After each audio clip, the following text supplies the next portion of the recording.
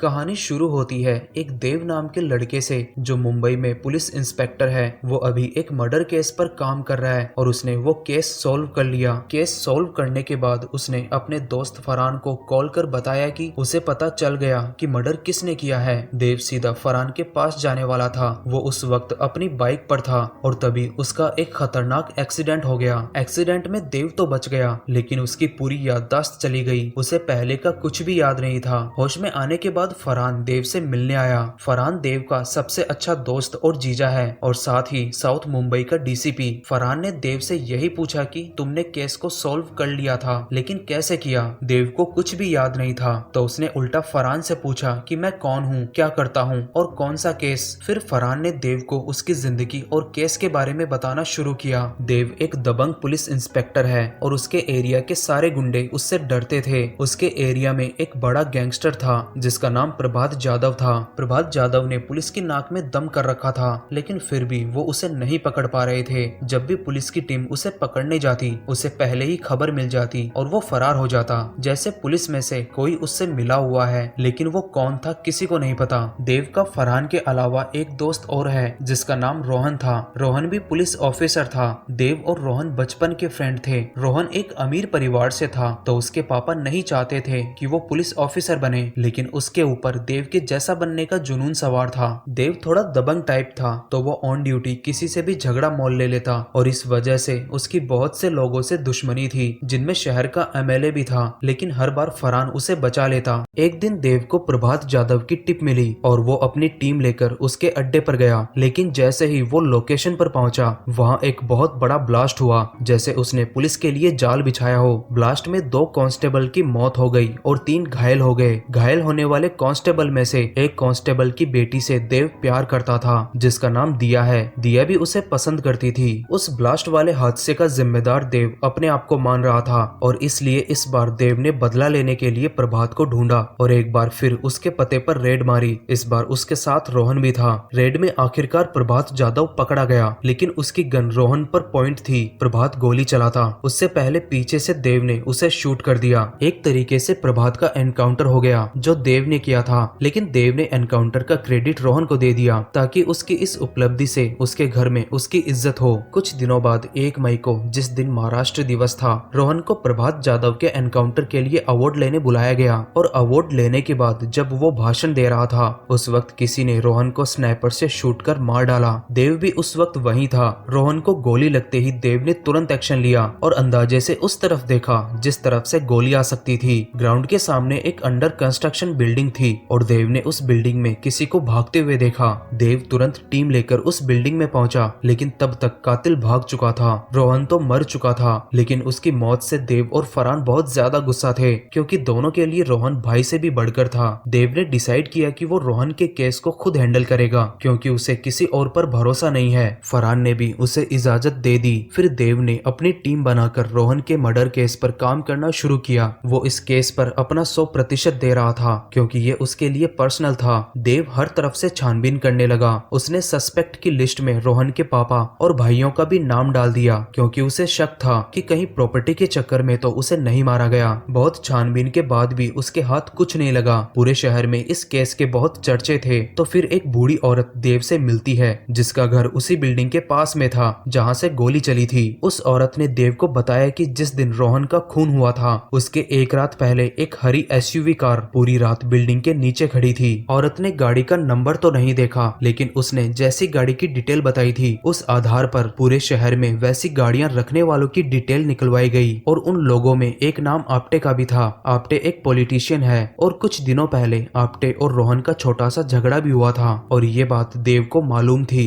देव ने आप्टे को भी रोहन के मर्डर सस्पेक्ट की लिस्ट में डाल दिया। जितने भी लोग सस्पेक्ट की लिस्ट में थे देव को यकीन था ये लोग कैसे न कैसे आपस में जुड़े हैं लेकिन कैसे बस उसे ये जानना था। उसे केस पर काम करते हुए 3 हफ्ते हो चुके थे लेकिन वो अभी तक भी केस को सॉल्व नहीं कर पाया। एक रात देव फरहान से मिला। दोनों ने थोड़ी देर बातें करी फिर देव निकल गया। फरहान के पास से जाने के 50 मिनट बाद देव का उसे कॉल आया ये बताने के लिए कि उसने केस सॉल्व कर लिया है और उसे खूनी का भी भी पता है कि वो कौन है। देव के इतना बताते ही उसका एक्सीडेंट हो गया और याददाश्त चली गई। ये पूरी कहानी फरहान ने देव को सुनाई और साथ ही ये भी कहा कि तुमने केस को सॉल्व कर खूनी का नाम पता कर लिया था, तुम्हें दोबारा इस केस पर काम करना होगा। तुम्हें कुछ तो ऐसा मिला था जिससे एक बार में ही केस सॉल्व हो गया, बस वो चीज तुम्हें दोबारा ढूंढनी है। देव को उसके घर छोड़ने से पहले फरहान ने उसे ये भी कहा कि मेरे, तुम्हारे और डॉक्टर के अलावा किसी को भी पता नहीं चलना चाहिए कि तुम्हारी याददाश्त जा चुकी है। देव मान गया, लेकिन उसे अभी भी ये डाउट था कि वो अब एक नॉर्मल जिंदगी कैसे जी पाएगा।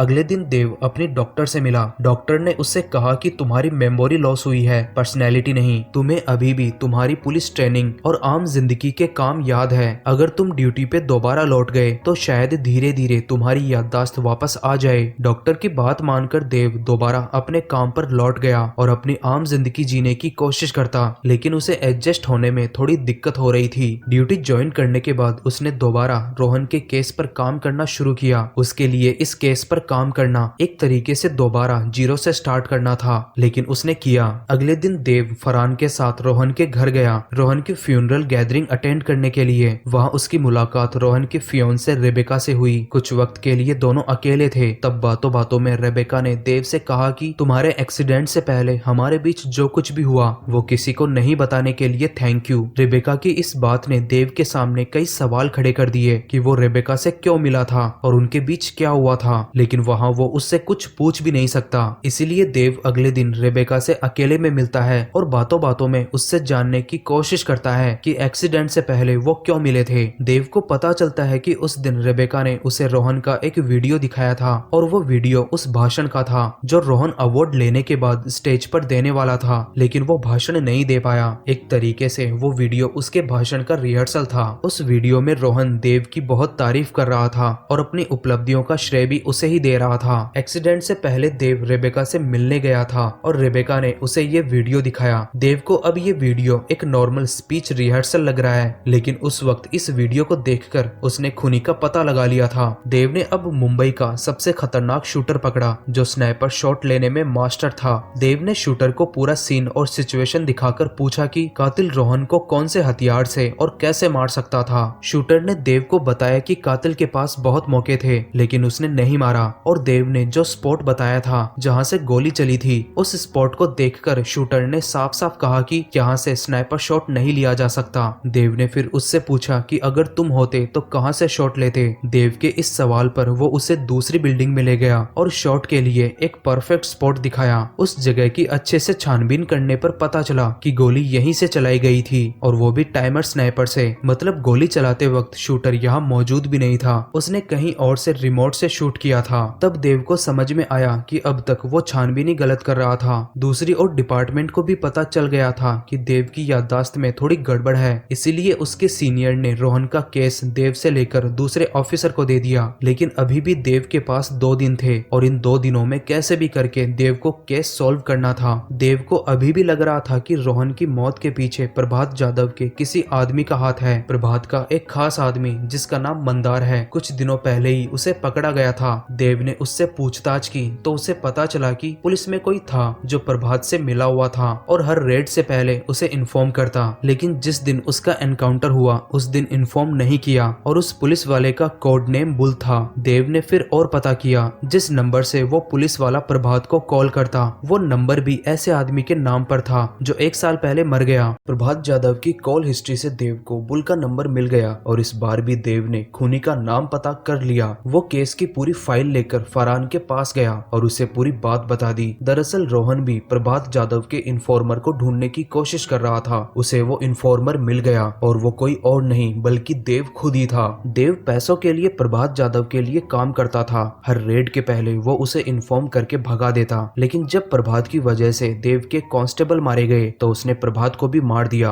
लेकिन जब रोहन को देव के बारे में पता चला तो उसने देव को धमकी दी कि 1 मई को जिस दिन सरकार उसे अवार्ड देगी उस दिन वो देव की सच्चाई सबके सामने लाएगा। देव के बार बार रिक्वेस्ट करने के बावजूद कि उसे एक मौका और दे दो, रोहन ने उसकी बात नहीं मानी और तब देव ने रोहन को मारने का प्लान बनाया और मारने के बाद केस भी खुद ही इन्वेस्टिगेट करने लगा ताकि वो पकड़ा ना जाए। लेकिन रोहन को मारने के बाद जब उसकी मंगेतर ने देव को रोहन का स्पीच रिहर्सल का वीडियो दिखाया तब देव को अपनी गलती का एहसास हुआ था था, क्योंकि रोहन अपनी स्पीच में बातों बातों में देव को सुधरने का एक मौका और देने की बात कह रहा था। रोहन की ये बात सुनकर देव ने अपने आप को सरेंडर करने का फैसला किया और सीधा फरहान को कॉल कर सारी सच्चाई बताई थी। मतलब फरहान को भी देव के बारे में सब कुछ पता था, लेकिन याददाश्त जाने के बाद वो चाहता था कि देव अपने केस को दोबारा इन्वेस्टिगेट करे, और उसने किया भी, तह तक पहुंचा भी। देव खुद खूनी है ये उसे तब पता चला जब उसने खुद के घर में वो टाइमर, स्नाइपर और बुल के नाम का फोन छिपा देखा,